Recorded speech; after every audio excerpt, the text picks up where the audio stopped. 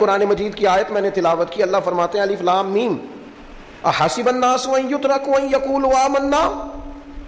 اللہ فرماتے ہیں کیا لوگوں نے یہ گمان کیا ہے کہ انہیں چھوڑ دیا جائے گا صرف یہ کہہ دینے پر کہ ہم ایمان لے آئے؟ انہوں نے کہا ہم ایمان لے آئے تو اب انہیں چھوڑ دیا جائے گا، بس ختم، اتنی بات پر چھوڑ دیا جائے گا، وہم لا یفتنون، اور انہیں آزمایا ہی نہیں جائے گا۔ فرمایا ایمان لانے کے بعد صرف ایمان پر ہی تمہیں چھوڑا نہیں جائے گا بلکہ تمہیں آزمایا جائے گا، تمہاری آزمائش ہوگی۔ کس طرح؟ وَلَنَبْلُوَنَّكُمْ بِشَيْءٍ مِّنَ الْخَوْفِ وَالْجُوعِ وَنَقْصٍ مِّنَ الْأَمْوَالِ وَالْأَنفُسِ وَالثَّمَرَاتِ، تمہیں کسی نہ کسی ایک چیز سے ضرور آزمائیں گے، یا خوف سے آزمائیں گے، بھوک سے آزمائیں گے، جانوں اور مالوں کی کمی سے، پھلوں کی کمی سے آزمائیں گے۔ اور یہ پھلوں کی کمی سے مراد، علماء تفسیر نے لکھا اس سے مراد اولاد کا انتقال کر جانا بھی ہے، وہ بھی پھل ہوتی ہے۔ تمہیں آزمائیں گے اور اگر تم پورے اترے تو وبشر الصابرین، رب فرماتا ہے محبوب پھر صبر کرنے والوں کو میری رحمت کی خوشخبری سنا دے، پھر انہیں خوشخبری دے دے میرے کرم کی۔ میرے عزیز، زندگی میں آزمایا جائے گا۔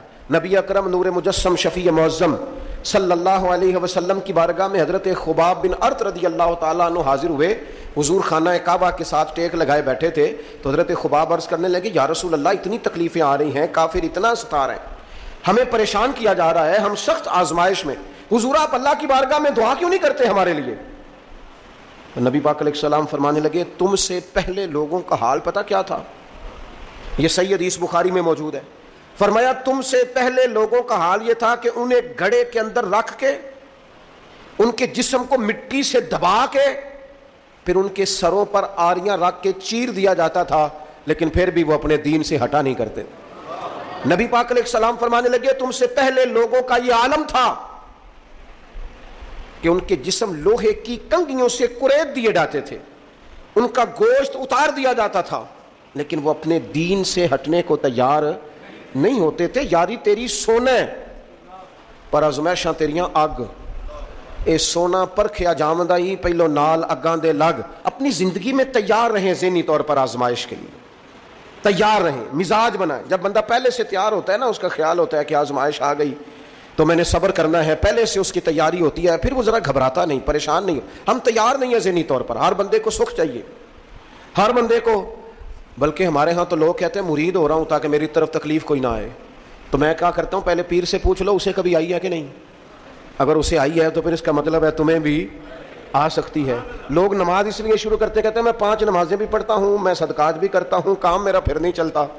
تو میں کہتا ہوں تمہیں پتہ ہی نہیں، نمازی کے لیے تو آزمائش ہے، جتنا جتنا ایمان کامل اتنی اتنی آزمائش بھی زیادہ۔ اور یہ میں اپنے پاس سے نہیں کہہ رہا، حضرت ابو سعید خدری رضی اللہ تعالیٰ عنہ فرماتے ہیں میں نبی پاک علیہ الصلوۃ والسلام کی خدمت میں حاضر ہوا اور حضور کے دست مبارک کو چومنے کے لیے میں نے اپنے ہاتھ جب آگے کیے تو تپش تھی، تیز بخار تھا نبی پاک کو۔ تو حضرت ابو سعید خدری رضی اللہ تعالیٰ عنہ ارشاد فرماتے ہیں کہ میں نے، یہ سنن ابن ماجہ میں موجود ہے، فرماتے میں نے عرض کیا یا رسول اللہ صلی اللہ علیہ وسلم اتنا تیز بخار؟ حضور فرمانے لگے ہم پر جو آزمائشیں آتی ہیں نا انبیاء پر، وہ عام لوگوں سے دگنا آتی ہیں، یہ تو لاڈلے ہیں، یہ تو محبوب ہیں اللہ کے۔ فرمایا عام لوگوں سے دگنی آزمائش آتی ہے، لیکن فرمایا ہمارا رب بڑا کریم ہے، ہمیں اجر بھی ڈبل ہی عطا کرتا ہے، ہمیں اجر بھی ڈبل ہی عطا کرتا ہے۔ تو حضرت ابو سعید خدری کہتے ہیں موقع اچھا تھا، میں نے ایک سوال بھی کر دیا، میں نے کہا یا رسول اللہ صلی اللہ علیہ وسلم بتائیے نا بھلا دنیا میں زیادہ آزمائشیں کن کو آتی ہیں؟ تو حضور فرمانے لگے سب سے زیادہ آزمائشیں اللہ کے انبیاء کو آتی ہیں، نبیوں کو آتی ہیں۔ حضور اس کے بعد فرمایا اس کے بعد جو ان کے زیادہ قریب ہوتا ہے اسے آتی ہیں۔ لوگ کیا سمجھیں گے امام حسن کی آزمائش کو؟ لوگ کیسے سمجھیں گے سیدنا امام حسین کی آزمائش؟ فرمایا جو ان کے زیادہ قریب ہوتا ہے اسے زیادہ آزمائش آتی ہے۔ تو حضور کے سب سے قریب تو امام حسن ہے نا، امام حسین ہے نا، تو کیا سمجھتا ہے قربت بس نسبت کے اظہار کا نام ہے اور بڑے لطف کے ساتھ زندگی گزارنے کا نام ہے؟ تو نبی پاک علیہ الصلوۃ والسلام نے فرمایا بات بڑی مزے کی ہے، فرمایا پھر اللہ کے بعض بندے تو ایسے ہوتے ہیں جنہیں اللہ فقر میں مبتلا کر دیتا ہے، فرمایا ان کے پاس صرف ایک چادر رہ جاتی ہے، اتنا فقر ان کے پاس آتا ہے، لیکن جو حدیث کے آخری لفظ ہے نا وہ وجد والے ہیں، وہ وجد والے ہیں، وہ سرور والے ہیں۔ ہمارا یہ مزاج ہوتا ہے کہ میٹھا میٹھا کھا جاؤ اور ذرا کڑوا آ جائے سویرے بھی رو شام بھی رو، حال ہی کوئی نہیں، غریبی بڑی، پریشانی بڑی، حضرت صاحب گھر سے بیماری جاتی نہیں۔ اور جناب کیا بتائیں، بعض لوگ تو ایسے ہیں جن کی بات سن کے لگتا ہے زندگی میں کبھی سوئی ہی نہیں، اتنے بڑے بڑے دکھ سناتے ہیں۔ او خدا کی رحمت کا بھی تو ذکر کرنا، خدا نے جو تیرے اوپر انعامات کیے ان کا بھی تو ذکر کرنا، ان کا تذکرہ ہی نہیں کر رہا میرا بھائی۔ نبی پاک علیہ السلام نے فرمایا ان لوگوں پر دکھ آتے ہیں پر قربان ہونے کو جی چاہتا ہے ان لفظوں پر۔ حضور فرمانے لگے وہ رب کی طرف سے آنے والے دکھ پر بھی اس طرح راضی ہوتے ہیں جس طرح تم میں سے کوئی راحت ملنے پر راضی ہوتا ہے۔ سکون والی چیز ملنے پر جس طرح تم راضی ہوتے ہو اس طرح وہ دکھوں پر بھی راضی ہوتے ہیں۔ دکھ قبول محمد بخشا، دکھ قبول محمد بخشا، پر ایک شرط لگائی چھوٹی سی میاں صاحب نے، انہوں نے کہا 100 دفعہ قبول ہے، دکھ 100 دفعہ قبول، دکھ قبول محمد بخشا پر راضی رہن پیارے۔ یہ شرط یہ ہے کہ تو راضی رہ، تو راضی رہ، دکھ قبول محمد بخشا، راضی رہن پیارے۔ اور حضرت سلطان صاحب کہنے لگے ایسا کیتی ہے جان حوالے رب دے، ایسا عشق کمایا ہے اسی مرن تو پہلو ہی مر گیا، باہو تا مطلب نو پایا ہے، ہم نے تو پہلے سے ہی نتیجہ نکال لیا۔ تو سکون ڈھونڈنے نکلا ہے، تو چاہتا ہے زندگی میں آرام مل جائے۔ کائنات میں سب سے زیادہ پیار اللہ کا اپنے محبوب کے ساتھ، لیکن دیکھ لو نا، پیدائش سے پہلے ہی حضور کے والد چلے گئے، 4 سال یا 6 سال کی عمر میں والدہ گئیں، 8 سال کی عمر تھی محبوب کے دادا کا جنازہ اٹھا تو محبوب پیچھے پیچھے جنازے کے جا رہے تھے۔ پھر وقت آیا جب تبلیغ دین کا، تو دنیا کا کون سا دکھ اور کون سی تکلیف اور کون سی اذیت ہے جو حضور کو نہیں دی گئی، لیکن کریم ہر وقت کہتے ہیں افلا اکون عبدا شکورا، میں رب کا شکر گزار بندہ نہ بنوں۔ ہر مقام پر کبھی بدر کبھی احد، اور ہر طرح کی تکلیف، ہر طرح کی تکلیف، کبھی بیٹیوں کا دکھ، کبھی سیدہ عائشہ صدیقہ کے بارے میں منافقوں کی نازیبہ گفتگو، سارے دکھ محبوب کی حیات پاک میں رہے، کریم نے ان دکھوں کو برداشت کیا۔ پھر آپ دیکھ لیں دور حضرت صدیق اکبر کا آیا تو حضرت ابوبکر صدیق اس امت میں نبیوں کے بعد سب سے بڑا درجہ رکھتے ہیں، لیکن کوئی زندگی اس طرح کی تو نہیں کہ بڑے 2.25 سال بڑے آرام سے حکومت کی ہو۔ منکرین زکوٰۃ سے لڑنا پڑا حضرت ابوبکر صدیق کو، آزمائش تھی، لوگ منکر ہو گئے زکوٰۃ کے، حضرت صدیق اکبر لڑے، ختم نبوت کے تحفظ کے لیے لشکر تیار کیے، بہت سارے مسائل کا سامنا کرنا پڑا، صبح دن راتیں جناب ابوبکر نے مشقت کر کے خلافت اسلامیہ کو مضبوط کیا۔ دور حضرت عمر کا آیا، ساری دنیا مدینہ منورہ میں اندر سے دروازے بند کر کے سخت گرمی میں سوتی ہے، اور جناب عثمان غنی کہتے ہیں کہ میں نے فاروق اعظم کو 60 سال کی عمر میں دیکھا کہ مال غنیمت کے 2 اونٹ دوڑ گئے تو عمر بھاگے جا رہے ہیں، ان اونٹوں کو لے کے آ رہے ہیں، اور میں کہتا ہوں جناب آپ آرام کرتے، ساری دنیا سو رہی ہے۔ فرمایا سویا کرتا تھا کبھی خلیفہ بننے سے پہلے۔ عمر کسی غلام کو کہہ دیتے، چونکہ پیار تھا نا، یارانہ تھا نا۔ حضرت عثمان بڑی محبت سے کہتے ہیں امیر المومنین کسی غلام سے کہتے اگر مال غنیمت کے اونٹ چلے گئے تھے تو لے آتا، تو حضرت عثمان کے کندھے پہ ہاتھ رکھ کے جناب عمر رو پڑے، کہنے لگے یار یہ حضور کے دین کی امانت بڑی ذمہ داری ہے، لے او سجنا اساں توڑ نبھائی، اساں جان بھی دتی تیرا تیرے، یہ بڑی ڈیوٹی ہے، یہ بڑی ذمہ داری ہے، میں کیسے غلام کو بھیج دیتا، مسلمانوں کا مال ہے، جب ڈیوٹی میری ہے تو کیسے کسی کو بھیجتا۔ یہ آزمائش ہے، یہ دکھ ہے۔ 22-24 لاکھ مربع میل کے حکمران حضرت عثمان غنی، ان کا دور آ گیا، یعنی وہ شخص جس نے چڑھتی جوانی میں بھی نظریں جھکا کے رکھی، اور جس شخص نے اپنا سارا مال دین پر قربان کر دیا، اس کے گھر کا گھیرا تنگ کر لیا گیا۔ بہت بڑی ذمہ داری حضرت عثمان پر آئی، بڑی۔ اور جناب عثمان غنی کا حال یہ ہے کہ 40 دن گزر گئے، جس شخص کے اپنے ذاتی مصارف لاکھوں کروڑوں میں لوگوں پر خرچ ہوتے ہیں، 40 دن سے اس نے کھانا نہیں کھایا، اسے ڈھب اور سلیقے سے روٹی پانی نہیں ملا، گھر میں قید ہیں۔ لوگوں نے کہا عثمان ہمیں اجازت دے دیں ہم لڑیں، کہنے لگے کیسے دے دوں، حضور کا مدینہ اور میری وجہ سے خون بہہ جائے، بس میرے اوپر آئی ہے تو میں نبھاؤں گا، یہ ذمہ داری ہے۔ کہا پھر عثمان خلافت، فرمایا یار یہ بھی میری مجبوری ہے، میرے نبی پاک نے فرمایا تھا عثمان اللہ تمہیں قمیض پہنائے گا، لوگ اتارنا چاہیں گے، دیکھنا اتارنا نہ، وہ قمیض نہ اتارنا کیسے چھوڑ دوں۔ حضرت عثمان بھی شہید ہو گئے، جناب عمر بھی شہید ہو گئے، حضرت علی المرتضیٰ شیر خدا وہ کیا 9-10 سال کی عمر سے حضور کے ساتھ چلے، ہر غزوے میں، ہر میدان میں، ہر جہاد میں، ہر جگہ آگے آگے۔ ان لوگوں نے دین سے نفع نہیں لیے۔ حضرت علی المرتضیٰ شیر خدا تو کوفے کی جامع مسجد کے پاس کھڑے ہو کے کہتے تھے میری کوئی بندہ زیرہ خرید لے۔ امیر المومنین کہہ رہے ہیں میری طامت زیادہ پھٹ گئی ہے، اب تو پیوند لگنے کی جگہ بھی کوئی نہیں بچی، یہ زیادہ پھٹ گئی ہے، اگر مزید پیوند لگ سکتے ہوتے تو میں زیرہ نہ بیچتا، یہ میری زیرہ کوئی خرید لے، کوئی خرید لے زیرہ۔ حضرت مولا علی شیر خدا 63 سال کی عمر مبارک، اور جب کوفے میں آپ کو خنجر لگا، زخم لگا، تو لوگ بیٹے کو بلاتے ہیں، آواز دیتے ہیں، لیکن جناب شیر خدا مولا علی مرتضیٰ مشکل کشا العطا حضرت علی المرتضیٰ شیر خدا زیر لب ہلکا سا مسکرائے، ادھر دیکھیے گا، اور مسکرا کے پتہ کیا فرمانے لگے، کہنے لگے فزت برب الکعبہ، لو بھائی کعبے کے رب کی قسم علی کامیاب ہو گیا ہے، کامیابی مل گئی۔ آج بات امام حسن کی آئی، امام حسن کو زہر دیا گیا، انتڑیاں نہ کٹ کٹ کے باہر گر رہی، اس شہزادے کی جس نے حضور کی گود میں عمر گزاری، محبوب کے کندھوں پہ رہنے والے حسن ابن علی، جناب امام حسین حاضر بارگاہ ہوئے تو ہاتھ پکڑ کے بھائی کا چوم کے رو پڑے۔ بھائی پیارے بھی تو بڑے ہوتے ہیں نا، بڑے پیارے ہوتے ہیں، اور ان لوگوں کا منصب بڑا انوکھا ہے، شدید تکلیف ہے۔ تو امام حسین کہتے ہیں میرے بھائی حسن بتائیے آپ کو زہر کس نے دیا؟ رو کے پوچھتے ہیں۔ بھائی کا ماتھا چوم کے امام حسن رو پڑے، کہنے لگے حسین میری مجبوری ہے، میں تمہیں نہیں بتاؤں گا۔ کہا کیوں؟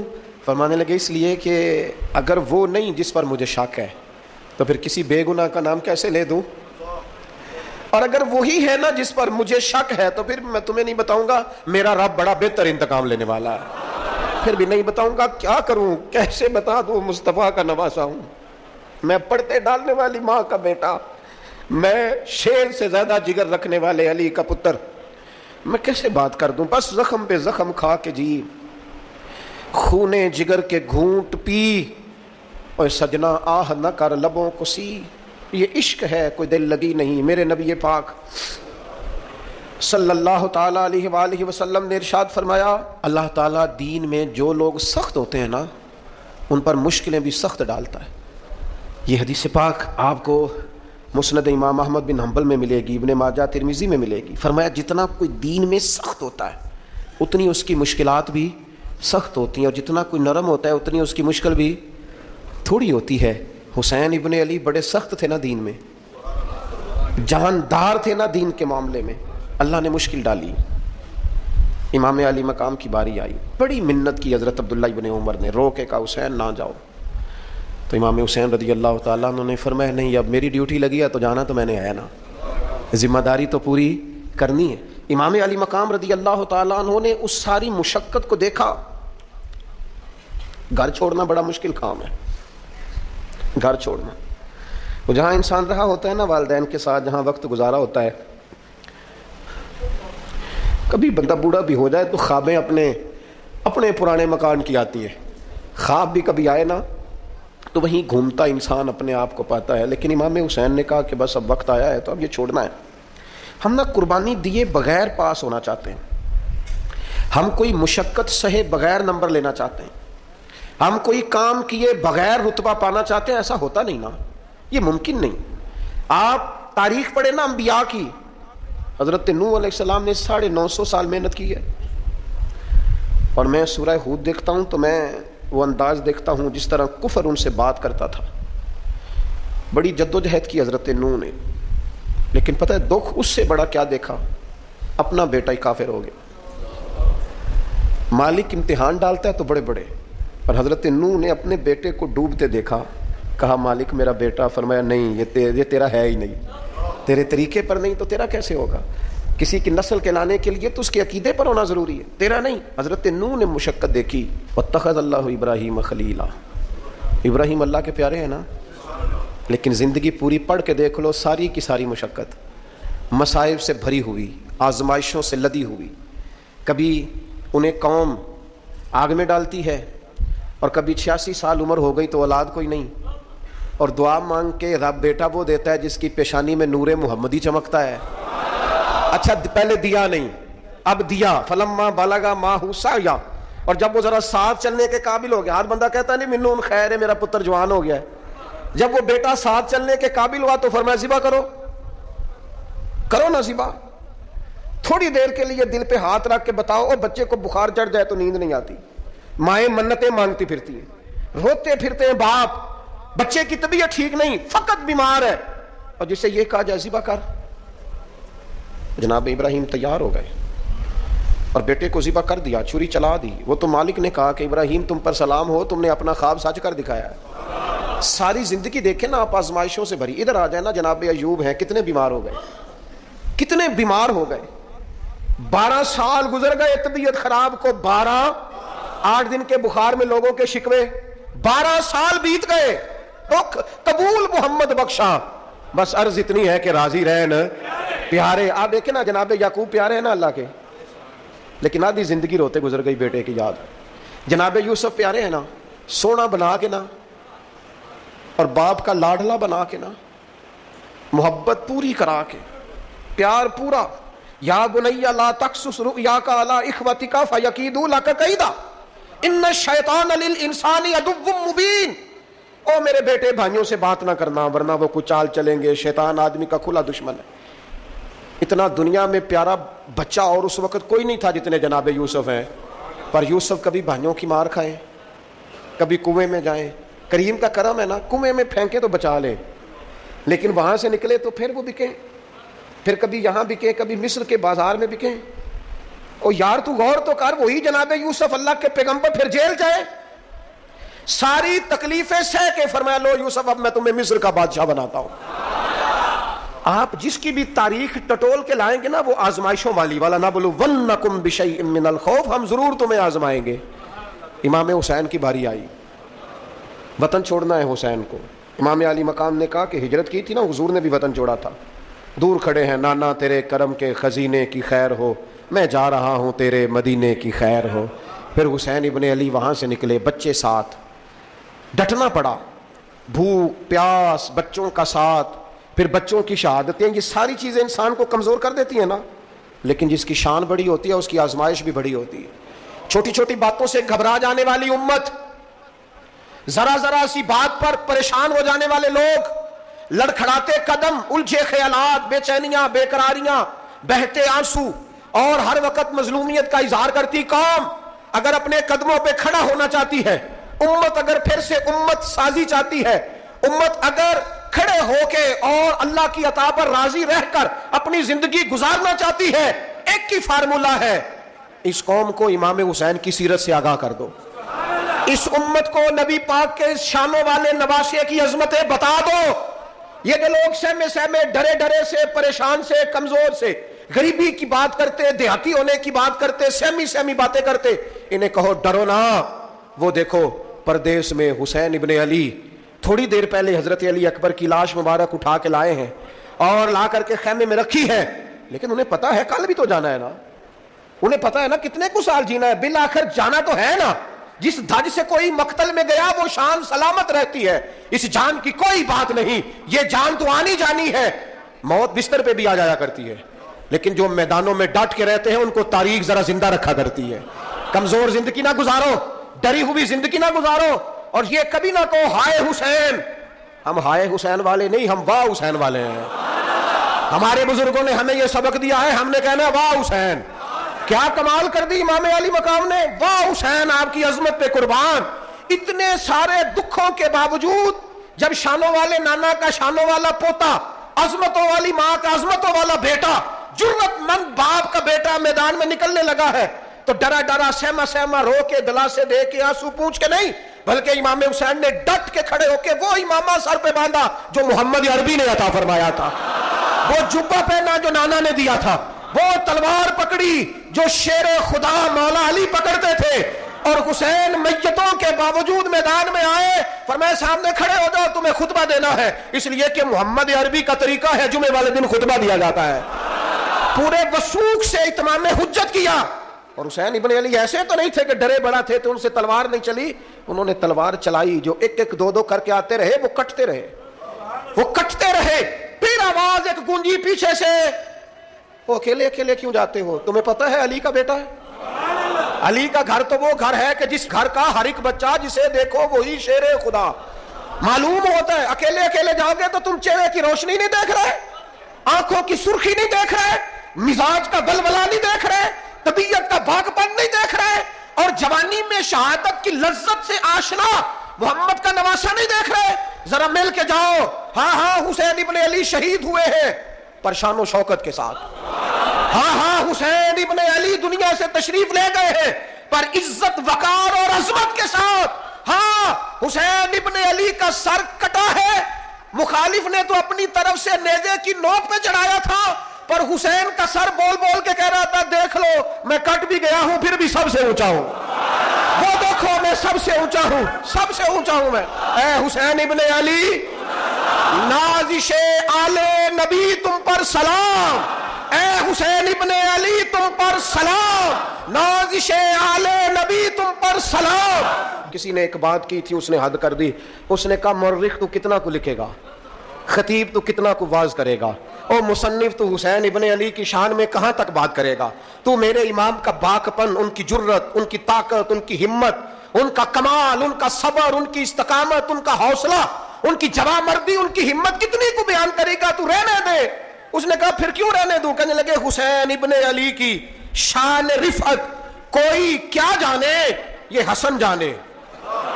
حسین ابن علی کی شان رفعت کوئی کیا جانے, یہ حسن جانے, یہ علی جانے, یہ نبی جانے یا خدا جانے. ہماری طاقت نہیں ہے کہ ہم امام علی مقام کی عظمت کو بیان کر سکیں. بس چپ کر میرے علی, ایتھے جا نہیں ہو. امام کا تذکرہ بندے کو جوان کرتا ہے, باہمت کرتا ہے, جینے کا حوصلہ دیتا ہے, میدانوں میں کھڑا کرتا ہے. وہی ہے تیرے زمانے کا امام برحق جو تجھے حاضر و موجود سے بیزار کرے اور موت کی شکل میں دکھلا کے تجھے جلوہ یار زندگی تیرے لیے اور بھی دشوار کرے. اور پلٹنا, جھپٹنا, جھپٹ کر پلٹنا, یہ لہو گرم رکھنے کا ہے ایک بہانہ. لہٰذا طاقتور بنو, باہمت بنو, کربلا کے واقعے سے طاقت حاصل کرو. پھر کہتا ہوں ہم ہائے حسین والے نہیں, ہم تو واہ حسین والے ہیں. ہمارا کہنا ہے کہ واہ حسین. اے حسین ابن علی تم پر سلام, نازش آل نبی تم پر سلام. ہم کہہ رہے واہ حسین, واہ حسین, واہ حسین, واہ حسین, یا حسین, واہ حسین, یا حسین, واہ حسین, واہ حسین, یا حسین, واہ حسین.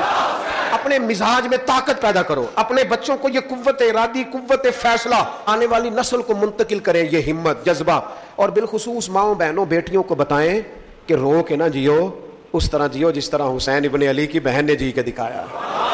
دربار یزید میں جناب زینب نے جب خطبہ پڑھا نا, دربار دمشق میں وہ زینب کا خطاب منبر پہ علی بول رہے ہو جیسے. انہیں کہو کہ ذرا تھوڑا باہمت وقت گزاریں.